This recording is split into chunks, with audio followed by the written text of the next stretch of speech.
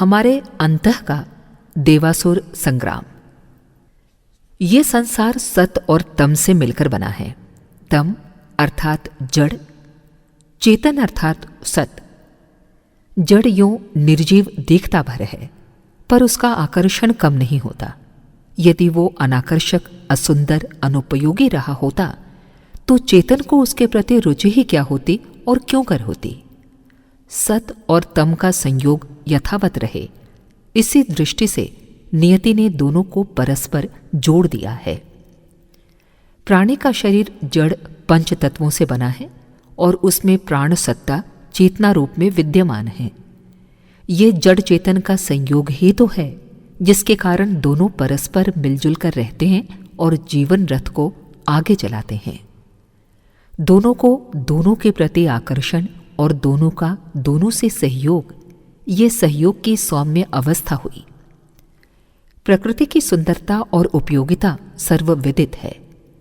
तारों से जगमगाता नील आकाश, सूर्य चंद्र का उदय अस्त, शीतल वायु, ऋतु परिवर्तन, प्रातः सायंकाल की रंग बिरंगी झांकी, बादल, वर्षा, बिजली आदि के कारण अपना ऊर्ध्वलोक कितना सुंदर प्रतीत होता है। धरती पर पर्वत, वन, नदी, सरोवर, समुद्र, हरितिमा, पुष्प, उद्यान आदि कितने सुंदर लगते हैं। यदि यहाँ कुछ भी आकर्षण न होता तो संभवतः जीवधारी को जीवन से कुछ भी प्यार न रहा होता। नियति की इच्छा है कि जड़ चेतन परस्पर सहयोग पूर्वक रहें और एक दूसरे के लिए उपयोगी सिद्ध हों। नर और मादा के बीच काम आकर्षण की एक ऐसी सरल श्रृंखला जुड़ी हुई है जिसके कारण वे निकट आते हैं और घनिष्ठता के सूत्र में बंधते हैं। यदि यह सरसता सूत्र न रहा होता तो नर और मादा के बीच न तो आकर्षण रहता और न ही संतान उत्पादन का अतीव झंझट भरा उत्तरदायित्व वहन करने के लिए कोई तैयार होता। जड़ और चेतन के बीच में सुंदरता, उपयोगिता एवं स्पर्शजन्य सरसता के ऐसे ही सूत्र जुड़े हुए हैं जैसे नर और मादा के बीच। सृष्टि के इस औचित्य प्रक्रिया से किसी को कोई शिकायत नहीं हो सकती। यदि संतुलन बना रहे तो गड़बड़ी का कोई कारण नहीं। अव्यवस्था तो असंतुलन से फैलती है। प्राणी के दृष्टिकोण में जब विकृति आती है तो वो औचित्य एवं उपयोग का तथ्य भूल जाता है और अतिवाद की नीति अपनाने लगता है। संग्रह, आधिपत्य और उपभोग को मर्यादा के अंतर्गत रखा जाए तो जड़ चेतन का पारस्परिक संयोग हर दृष्टि से हर किसी के लिए सुखद हो सकता है। अब मर्यादित मात्रा में चाहने से साम्य वितरण में गड़बड़ी फैलती है। एक जगह अधिक संग्रह दूसरी जगह अभाव की स्थिति उत्पन्न करेगा। यह प्रक्रिया अवांछनीय है। प्रकृति इसको संतुलित करने की प्रतिक्रिया उत्पन्न करती है। इसी का नाम देवासुर संग्राम है। अनगढ़ मनुष्य प्रकृति के साधनों पर व्यक्तिगत रूप से अनावश्यक मात्रा में आधिपत्य जमाता है। परिग्रही, संग्रही, अमीर बनकर अपने अहंकार एवं बड़प्पन का आतंक दूसरों पर छोड़ना चाहता है। इस ललक का नाम तृष्णा है। दूसरा आकर्षण शरीरगत है। शरीर में कुछ संवेदनशील अवयव ऐसे बने हैं जिन्हें प्रकृति की अमुक स्थिति के साथ संपर्क बनाने में विचित्र प्रकार की सरस संवेदना अनुभव होती है। जीभ को खट्टे, मीठे, नमकीन, चरपरे पदार्थ विशेष रूप से सुहाते हैं। जननेंद्रियों को रति कर्म में असाधारण रस आता है। अनगढ़ मनुष्य इसकी असीम मात्रा चाहता है और मर्यादाएं तोड़कर शहद पर टूट पड़ने वाली मक्खी की तरह उसी में लिपटकर संकटग्रस्त होता है। सीमित, संतुलित और विवेकपूर्ण स्थिति में औचित्य का ध्यान रखते हुए इंद्रिय सुखों का संतुलित उपभोग लाभदायक सिद्ध होता है और उत्साह बढ़ाता है। शरीर से बाहर की वस्तुओं का संपर्क भी अमुक प्रयोजन के लिए अमुक मात्रा में उत्पादन एवं उपभोग किया जा सकता है। किंतु जब संतुलन बिगड़ता है और अतिवाद अपनाया जाता है तो उसकी हानिकारक प्रतिक्रिया को ध्यान में रखते हुए विज्ञ पुरुष उस असंतुलन की भर्त्सना करते हैं। वस्तुओं के अनावश्यक संग्रह को, तृष्णा और इंद्रिय भोगों की लिप्सा को वासना कहते हैं। इन दोनों से ही व्यक्ति और समाज की हानि होती है। इसलिए इस अतिवाद को दूरदर्शियों ने हेय एवं निंदनीय, अवांछनीय एवं त्याज्य ठहराया है। इसी को असुरता भी कहा गया है। दैत्य दानव इसी दुष्प्रवृत्ति के प्रतीक प्रतिनिधि होते हैं। असुरता आक्रमणकारी और आतंकवादी होती है। वो अपने विस्तार के लिए प्रयत्न करती हैं और आग की तरह जो भी उसकी पकड़ में आता है उसे आकार विस्तार के लिए जकड़ लेती है। असुरता के अतिरिक्त जो बचता है वो देव है। सत और तम के, जड़ और चेतन के समन्वय से ही ये संसार बना है। रजोगुण तो इन दोनों का वैसा ही समन्वय है जैसे रात्रि और दिन के समन्वय से बना संध्या काल। असुरता का आक्रमण देवत्व पर होता है। असुरता की वृद्धि के लिए देवत्व ही ईंधन हो सकता है। रात दिन को खाकर विकसित होती है और दिन रात को परास्त करके अपना वर्चस्व जमाता है। असुरता की वृद्धि देवत्व को उदरस्थ करने से ही संभव हो सकती है। यही असुरों की देवताओं पर आक्रमण करने, पुराण वर्णित अलंकारिता कथा गाथाओं की पृष्ठभूमि है। देवता आत्मरक्षा के लिए लड़ते तो हैं, पर वे उपयुक्त पोषण प्राप्त न कर सकने के कारण दुर्बल बने रहते हैं। प्राथमिक आक्रमण में वे हारते हैं। स्वभावतः देवत्व दुर्बल नहीं है, पर वो असुरता की तुलना में बहुधा दुर्बल पड़ता है। इसके दो कारण हैं। असुरता के संस्कार जीव के साथ निम्न योनियों से जुड़े आते हैं और वर्तमान वातावरण में भी उन्हीं का बाहुल्य छाया होता है। दैनिक अभ्यास में भी वे ही प्रवृत्तियां काम आती हैं। अस्तु पर्याप्त खाद पानी पाकर वे परिपुष्ट होती रहती हैं और अपनी क्षुधा बुझाने के लिए देवत्व पर, मानवीय मर्यादाओं पर हमला बोलती हैं। आग को बढ़ने के लिए ईंधन तो चाहिए ही। इसके लिए उस दावानल को, वन प्रदेश में उगी हुई सूखी गीली वनस्पति को ही अपनी लपेट में लेना पड़ता है। देवत्व भी चुपचाप उदरस्थ नहीं हो जाता। आत्मरक्षा की लड़ाई उसे भी लड़नी पड़ती है। आदर्शवाद भी जीवित रहना चाहता है, अस्तु विरोध विद्रोह तो वो भी करता है। कम से कम मनुष्य की अंतर्भूमिका में अंतर्द्वंद्व के रूप में उसका रोष, आक्रोश एवं संघर्ष दृष्टिगोचर होता ही है। असुरता के सम्मुख नितांत निष्क्रिय आत्मसमर्पण नहीं हो सकता। देवत्व हारता तो है, पर उसका प्रतिरोध किसी न किसी रूप में बना ही रहता है। आत्मचेतना के साथ जुड़े हुए मानवीय आदर्श सर्वथा नष्ट नहीं हो सकते। देवत्व का तात्कालिक स्वरूप है व्यापकता, एक को बहुत में देखने की सद्भाव भरी सत्प्रवृत्ति। वासनात्मक अतिवाद के कारण वाले शारीरिक और मानसिक विनाश की अपरिमित क्षति देव चक्षुओं से स्पष्ट देख पड़ती है। देव मानस सोचता है कि अपने श्रम, समय, मनोयोग, प्रभाव, वर्चस्व एवं धन का लाभ यदि संकीर्ण स्वार्थपरता के क्षेत्र से बाहर तक जाने दिया जाए तो उससे कितने बड़े परिमाण में प्रयोजन पूरे हो सकते हैं। ये तुलनात्मक विचार करते ही देव मानव को यही सोचती है कि जीवन के साथ जुड़ी हुई उपलब्धियों का उपयोग जीवन क्रम को आदर्श एवं अनुकरणीय बनाने में किया जाए। असुरत्व और देवत्व में निरंतर संघर्ष इसलिए होता रहा है कि जीवन संपदा पर अधिकार जमाने के लिए दोनों की ही प्रबल चेष्टा रहती है। देवत्व की मांग ये है कि दिव्य जीवन जिया जाए, अपने आचरण अनुकरणीय रहें। असुरता तात्कालिक वासना और तृष्णा की तृप्ति चाहती है। अधिकाधिक इंद्रिय उपभोग की वासना लिप्सा हर घड़ी छाई रहती है। उसी की उधेड़ बुन का ताना बाना सतत चलता रहता है। देवत्व ऐसी क्षुद्रता की बाल क्रीड़ा में सीमाबद्ध नहीं रहना चाहता। उसे बड़े प्रयोजन पूरे करने की आकांक्षा बेचैन किए रहती है। यही अंतर्द्वंद्व का देवासुर संग्राम है, जो प्रत्येक विचार और प्रत्येक कार्य में अपने अपने पक्ष समर्थन में निरत रहते हैं। भोजन करते समय ये खींचतान देखी जा सकती है।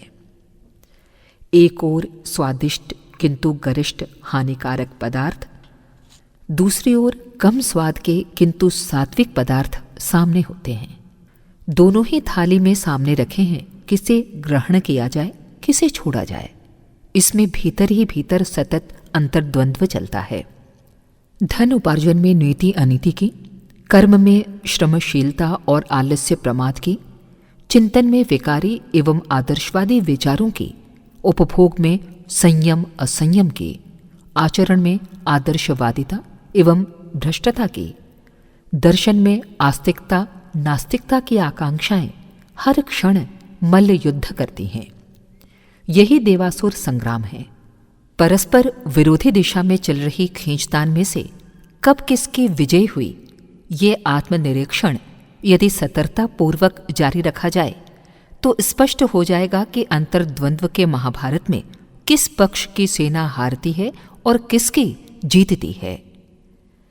व्यक्तिगत जीवन की विचारणा एवं क्रियाशीलता के क्षेत्र से आगे बढ़कर परिवार, समाज, राष्ट्र, विश्व के व्यापक क्षेत्र में भी ये देवासुर संग्राम चलता है।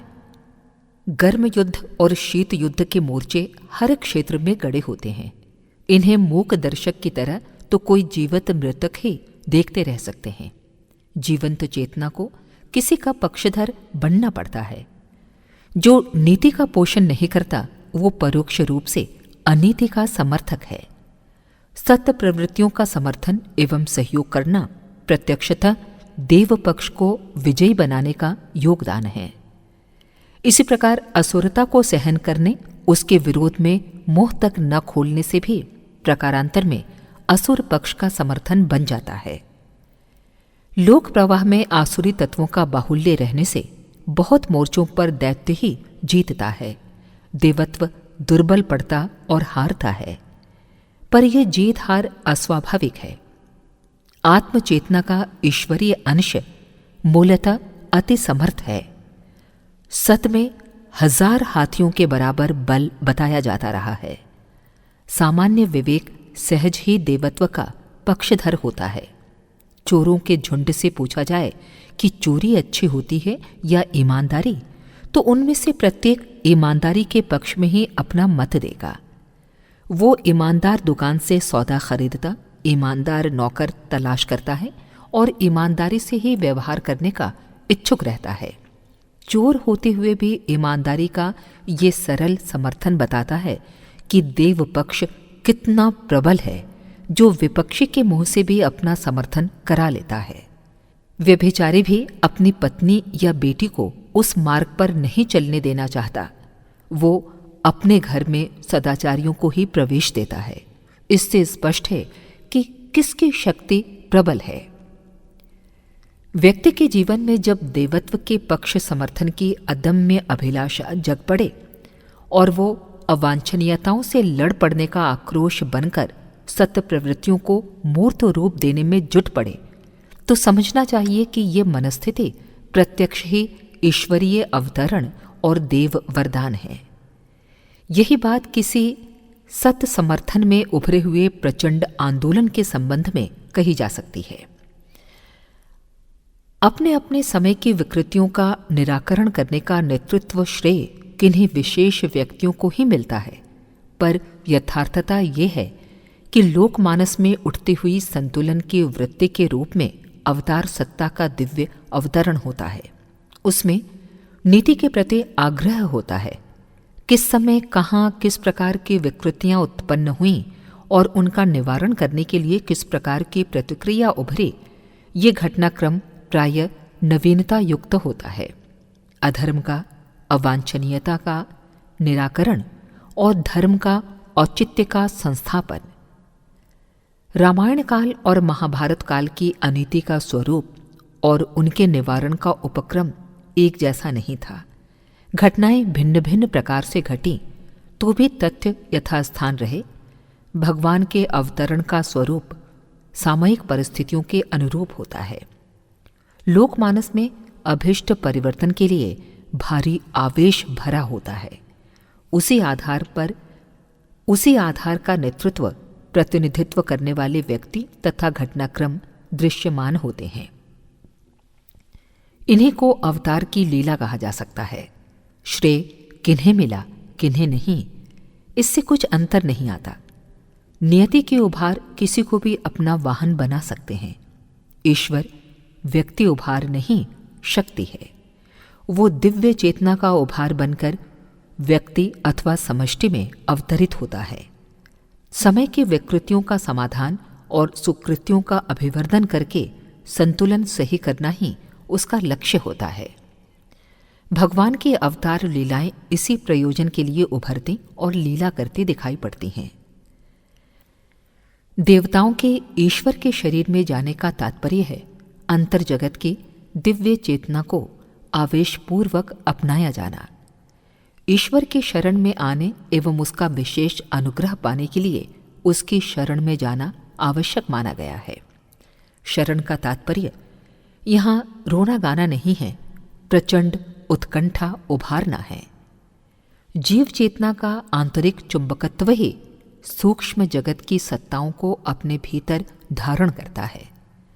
आंतरिक आकर्षण से आसुरी तत्व भी अपने भीतर भरते हैं और जब देवत्व की आवश्यकता होती है तो वो भी उसी प्रकार भीतर भरता आता है। ईश्वर साक्षी और दृष्टा है, वो विश्व जीवन का क्रम भर चलाता है। आसुरी और दैविक शक्तियों के संघर्ष में हमें किसका पक्षधर बनना है, इसका निर्णय स्वयं ही करना पड़ता है। अदूरदर्शिता तात्कालिक लाभ भर देखती है और असुरता के आवेश में फंसकर नरक को आमंत्रित करती है और सर्वनाश के गर्त में फंसती है। विवेकशीलता उज्ज्वल भविष्य को देख सकती है और उस फसल को उगाने के लिए धैर्यबद्ध किसान की तरह कष्ट साध्य श्रम करने में उत्साह बनाए रखती है। फलस्वरूप स्वर्ग सामने आ खड़ा होता है और जीवात्मा को महात्मा, देवात्मा एवं परमात्मा बनने का अवसर मिलता है। देवत्व और असुरत्व तो रस्साकशी में हर किसी के पक्षधर बन सकते हैं। अनवरत चल रहे देवासुर संग्राम के हम मूक दर्शक नहीं रह सकते। इच्छा या अनिच्छा से किसी का समर्थन सहकार तो करना ही होता है। फैसला गंभीरता और सजगता पूर्वक किया जाए, इसी में बुद्धिमानी है। देवासुर संग्राम के पुराण वर्णित कथाक्रम ऐतिहासिक हैं या नहीं, इसमें माथापच्ची करना व्यर्थ है। इनमें ये शाश्वत तथ्य सुनिश्चित रूप से भरा पड़ा है कि दैवी और आसुरी प्रकृति के आकर्षण प्राणी को खींचते हैं। इनमें से देवत्व का पक्षधर बनने और ईश्वर की शरण में जाना ही श्रेष्ठ कर है।